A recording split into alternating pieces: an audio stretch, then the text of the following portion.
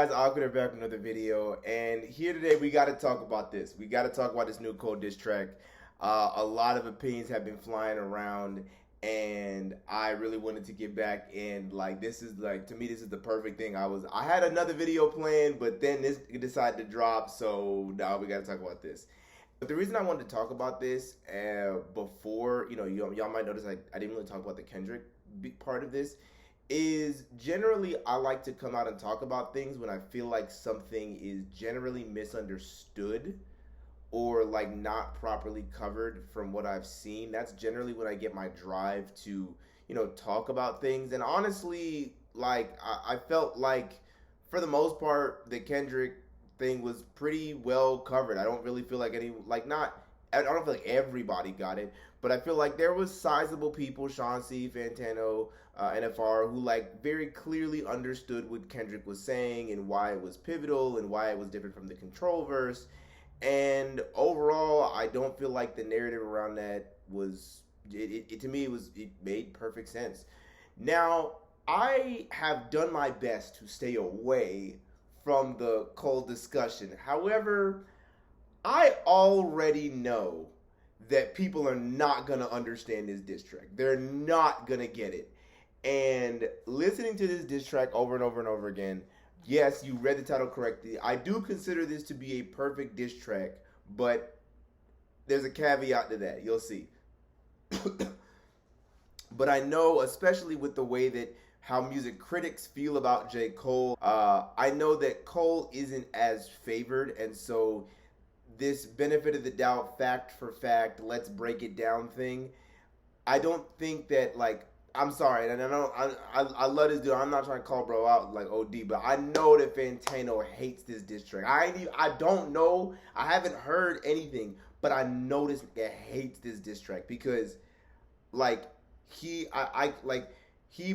a lot of his opinion on diss tracks is based off of how he feels about the person's music and whether or not the diss track is congruent with their music, which we will get into as well. But I know he's not gonna like this diss track. And I generally feel like it's this district, from what I've spoken to other friends about, this feels generally misunderstood in a lot of ways. So the first things first is I want to say for everyone who was disappointed in the diss track, comment below either what you would have wanted J. Cole to do instead of make a diss, or if you wanted him to make a diss but you didn't like the diss, give me 3 valid criticisms that Kendrick could make to Cole. I'm curious what y'all come up with. So to start off, I want to actually talk a little bit abroad and just talk about diss tracks in general, because there is an aspect to more advanced, highly technical diss tracks that I don't think is discussed. I'm referring to high level, round for round, mainstream hip hop beef diss tracks. And the thing that I feel first off, that people need to understand about this entire thing, in the mainstream, diss tracks either fail or succeed due to one factor, right? It is how well does the rapper understand their place in hip hop versus how well do they understand their opponent's place in hip hop, and how do they weaponize the differences between their perception in hip hop. This obviously is on the clearest display when we look at Pusha T versus Drake, and Drake is going to flex his money, he's going to flex his success, because at the end of the day, those are the things that that Drake has over Pusha T. Conversely, hip hop respect level, pen game, right? Anonymity. Right? Anonymity. Those are things that Pusha T has over Drake. And so when you talk about an Infrared or a Duppy Freestyle and a Story of Adidon, you see them flexing their differences in how they're seen in the culture. Does that make sense? Now, let's apply that to Cole, and this is where I gotta go at the first set of criticism. Like I said, I haven't seen too much, but I've seen a little bit, and this is my first sort of piece of criticism that I have towards the reception is we have to acknowledge that Cole is in a really, really crappy spot here. Like, arguably, he put himself in this spot, but he's in a really bad spot, basically. He has been on an insanely incredible feature run for, like, the past 3-4 years. And this entire feature run has literally been centered around him saying, hey guys, I'm competition. First person shooter, Johnny P's Caddy, London, Off D's. Literally, it's just him saying, hey guys, I just want you to know, I'm competition too now. That's literally been most of his feature run. You know what I'm saying? Most of it, not all of it, but most of it. And here comes Kendrick Lamar, someone who, again, for the entirety of the 2010s, has been barking loudly, but literally, Big Sean, Wale, what's it called? Drake, tucking their tails because they know that they can't actually win a diss battle if they were to try to get into it. And this is the person who's calling you out for basically being mid. Your best work is a light pet, the Prince Outlet, Mike Jack. So, like, here's the problem, and this is the first criticism. Oh, Cole shouldn't have responded. He had to respond. He had to respond. He's literally been on wax for the past 3 or 4 years, screaming about how he's comp. Amazing music has come out of it, but he's been telling y'all that he's competition for the longest time. Someone testing his gangsta and him not, like, doing anything is ridiculous. And so now we have to engage with, how does Cole respond? And the answer to that is, like, I don't really know. Based off what I said, let's go through it. What are the differences between the way that Cole and Kendrick are received in hip-hop, and what can Cole weaponize to use against Kendrick? And at the end of the day, Kendrick, when it comes to his perception in hip-hop, he's perceived to have a better discography, be a better storyteller, be more acclaimed, low-key be just as mainstream successful, just as successful mainstream. And the problem is that those 4 things are generally things that Cole would strive in, but Kendrick outdoes him in those things. And that kind of really only leaves Cole with 2 things. And they're recent things at that. Number 1 being that Cole right now is the best rapper alive. I understand that, people have made rap albums that are better than the off-season, but at the end of the day, Cole has shown up and shown out more than anyone else who is maybe better than him. And, like, all of it's fire. Like, yeah. And so Cole is, the only really things we can give to Cole over Kendrick at this point are his presence in the rap game, him being, like, more dominant at the current moment. And while previously I think the bar-for-bar lyrical metaphor simile edge I would previously give to Kendrick, within these last 3 or 4 years, Cole has really stepped up his pen game. Cole has really stepped up his rhyme schemes. 2013 Cole is not washing Benny the Butcher. I'm sorry, he's not. But 2022 Cole, or whenever that verse came out, is washing Benny the Butcher. And so, yeah, I feel like the only 2 real advantages or angles that Cole could take is consistency as of recent and bar for bar. And this is where I say this was a perfect diss track. That's exactly what he did, and he went about it in ingenious ways.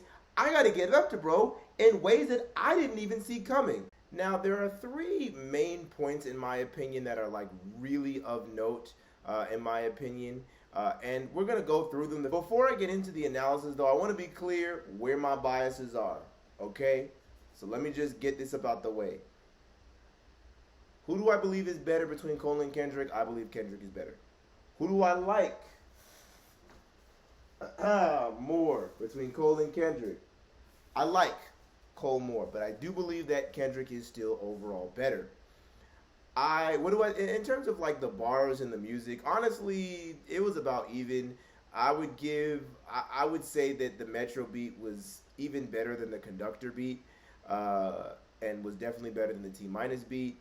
Uh, Bars even. Honestly, the K9 Cemetery bar was crazy fire, but there's a couple of double entendres here that are absolutely bananas that I'll probably put up on the screen. Flow wise, I really enjoyed what Cole had to offer. I like the switches. I like the competitive energy. And same thing with Kendrick. I like the thing. I love. I feel like musically, it was about even. I don't feel like one person was musically killing the other person. And so yeah, that's one of my biases lie. Now, with that being said, let's get into 3 points that Cole made throughout this song that I think are very, very notable. And we'll go from the weakest points to the strongest points. And yeah, I know this is a normie take, and everyone's been saying it, but the weakest point on here is the album's debate. I understand what Cole is trying to say, and I actually think that there is something in there that is worth at least a discussion. Um, but I don't think he went about it in the right way. Uh, First off, damn being Kendrick's prime is blasphemic. Some people like to argue that the fact that Cole complimented him at all is like ridiculous, but no, I disagree. I don't think that avoiding this topic was the right move because if Kendrick claps back and Cole doesn't talk about a discography point, then that is like the easiest pickings for Kendrick to have, and it's just gonna look crazy. So he had to bring up the discography. I just don't think that he worded it perfectly. T-Pap being boring. This is an interesting one. So a lot of people are bringing up the hypocrisy of, oh, here this guy goes, saying that this thing is that boring. Meanwhile, Cole makes plenty of boring albums. I hear you, but I actually have a different take on it. Specifically, if you listen very carefully to what he says. He doesn't just say, oh, screw you for making boring records. He said he made something boring and you all gassed it. And one thing I do feel is, and I feel this way, I think it's more true with Mr. Morale, but the two things I feel about this is, number one, like, hip-hop fans have a habit of overemphasizing the message of a thing when the music is, like, not all that interesting, right? And for the most part, most conscious rappers kind of get this like pass around like, oh, I know your music's boring, but hey, let's like, push you forward because your message is great. And Cole didn't get that pass. Despite For Your Eyes Only being one of the most powerful, concise, and beautiful concept records of all time, it was called boring from the onset. And while that's not necessarily false, it is true that y'all let Kendrick slide with quite a few boring songs, and y'all don't afford that same privilege to Cole at the end of the day. And that's what I mean. That's what I perceive him to mean when he says, y'all gassed it, but it put us to sleep. The other thing I think he meant when I said he put us to sleep, and this kind of goes into, his line about not caring about the prestige, is like basically that critics gassed it up. Critics very much love the album, but as more and more casual rap fans get the microphone and start speaking, it's becoming clear that, again, to the casual everyday listener of rap music, T-Pab was just not all that interesting or all that stimulating of an album.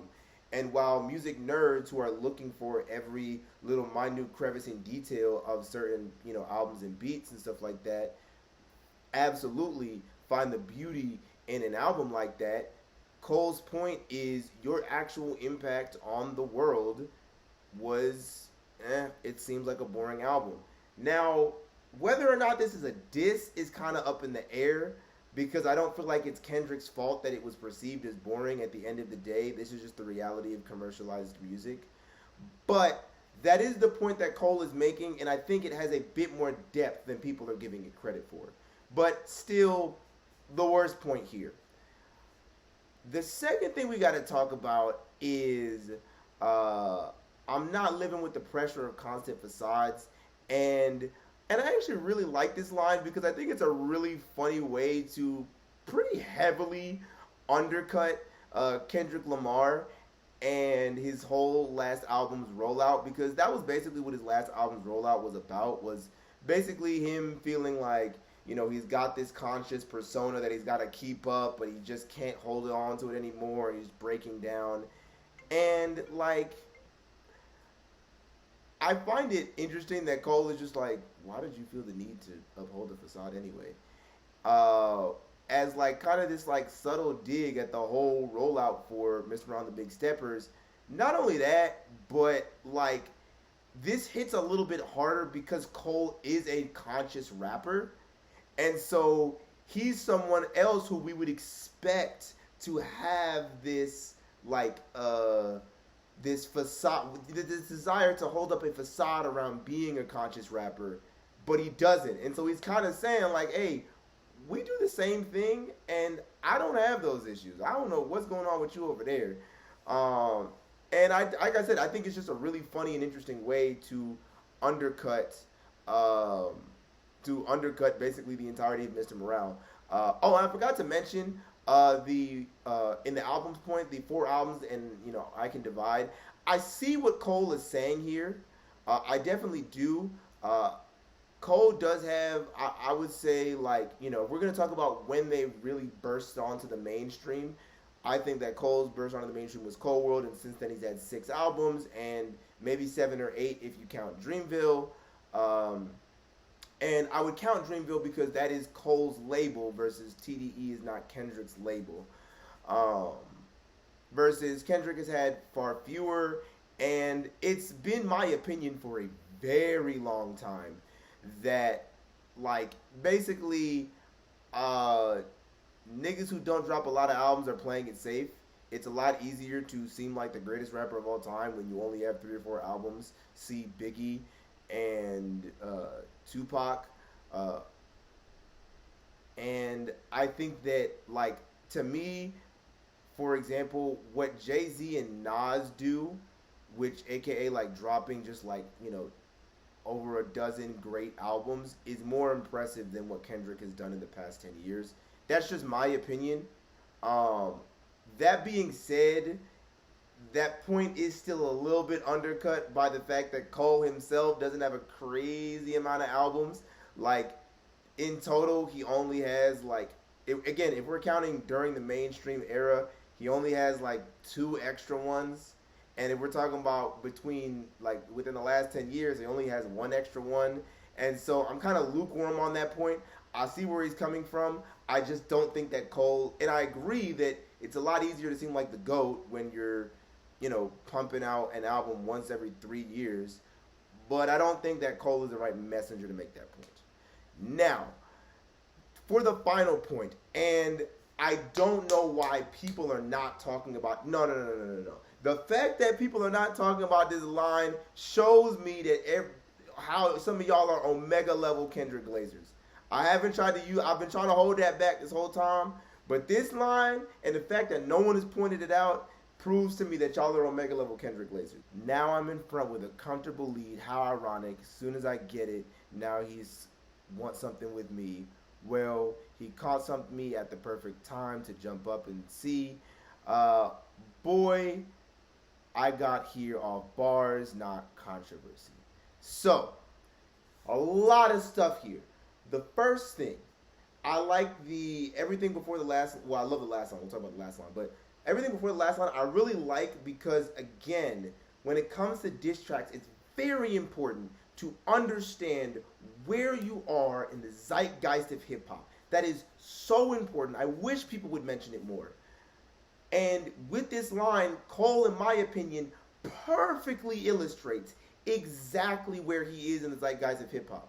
Where, like, he was previously behind Kendrick, but through just consistency and improving as a traditional hip hop spitter, has at this point surpassed Kendrick in a lot of people's opinion in the 2020s. It's not a hot take to say that from a consistency and dominance perspective, Cole is the best rapper in the 2020s decade. Now, This last line is, in my opinion, the best line in the whole diss track. And I'm sorry, but this is also the least refutable line in the entire diss track. I got here off of bars, you got here off of controversy. Let's talk about it, okay? Let's talk about the last 3 times Kendrick Lamar was in the news, okay? The last 3 times Kendrick Lamar was in the news, he was in the news for Like That, he was in the news for Hillbillies, and he was in the news for Mr. Morale and the Big Steppers, okay? I watch everything, I'm locked in, I see what's going on in music media. Those are the last 3 times Kendrick was really, really in the media, right? And let's be honest about all 3 of those moments. Those moments got prolonged way more than they would have otherwise due to controversy. That doesn't mean that the music isn't powerful. That doesn't mean that the music isn't great and isn't standalone.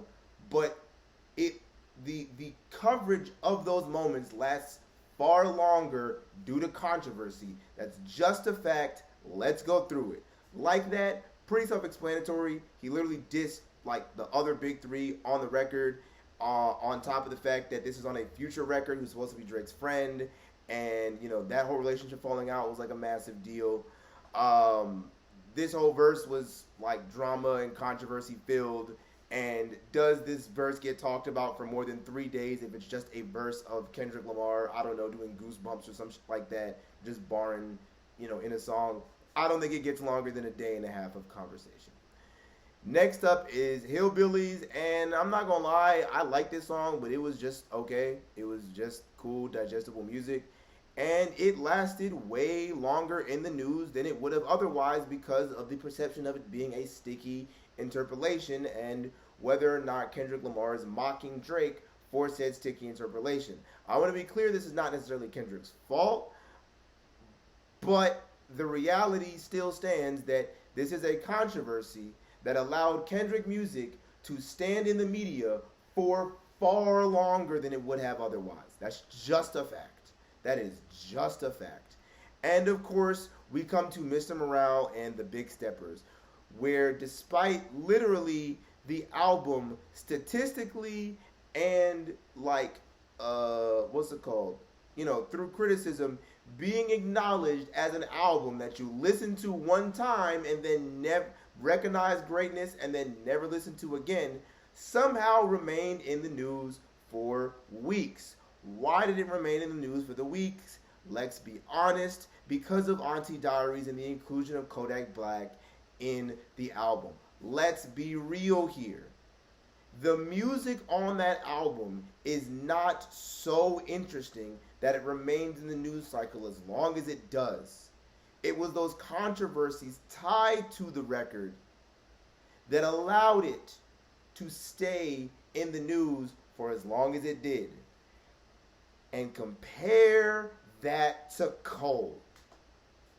Every time we have heard Cole in the news, it is because of another feature this man dropped.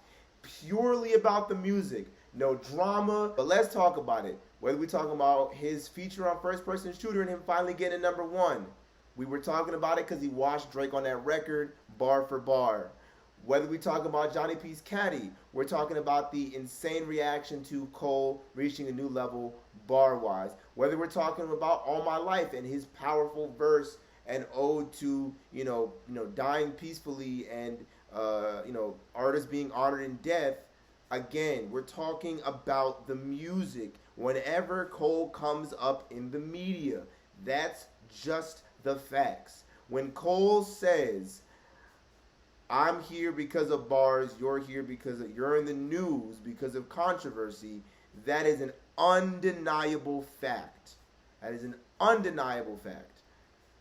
Now, what you want to do with that fact, I don't know, but I really respect Cole for pointing that out because, like I said earlier, the angle needed to be lyrically bar for bar, battle rap wise, I'm better than you. But he expanded on that point in a way that I did not see coming, and I find that very impressive.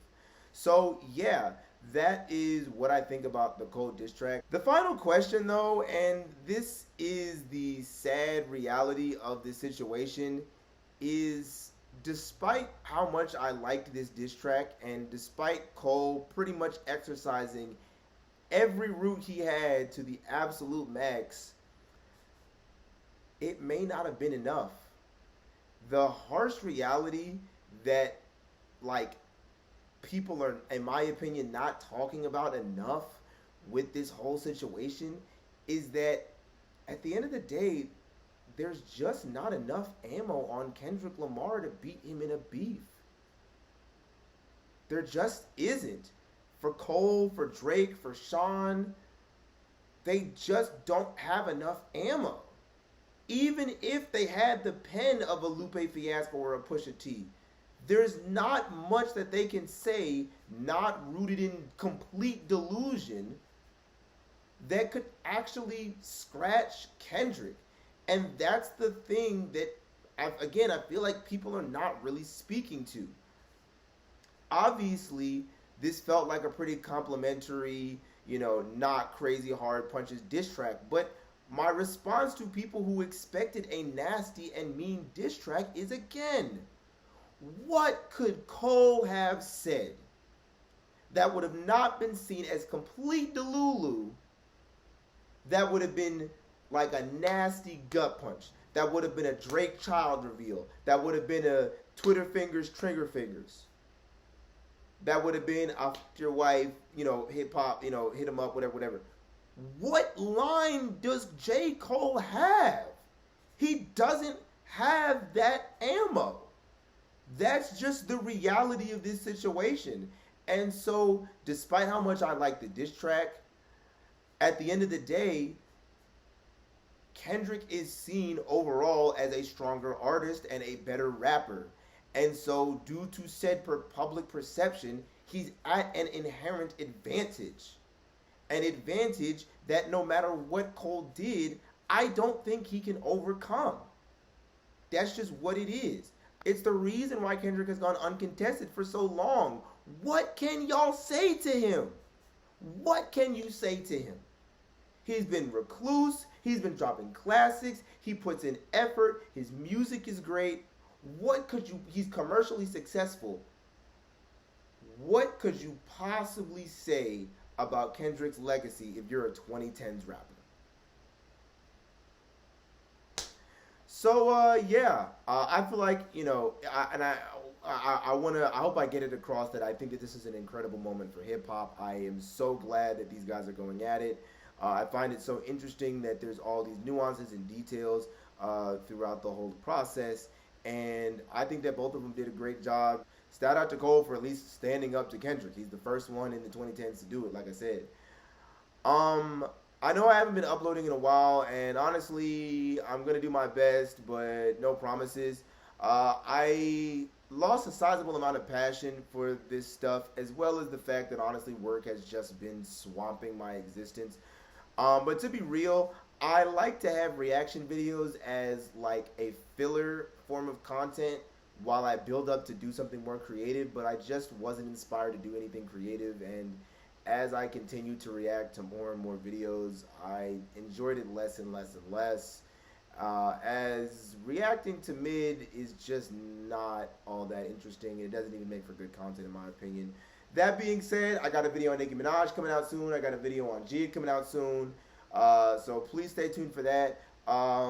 It's been also a pretty weak year so far musically. Like, I've been looking out for Stove. I still got to make that video on Lexa Gates too. But I've been looking out for Stove. I've been looking out for Lexa. I've been looking out for Rocky, Conway. We already talked about Benny. It was cool. I might review that Dave East record, even though it's pretty, old at this point. But still might review it. But, let me know what y'all thought of this in the comment section below. With that being said, peace, y'all.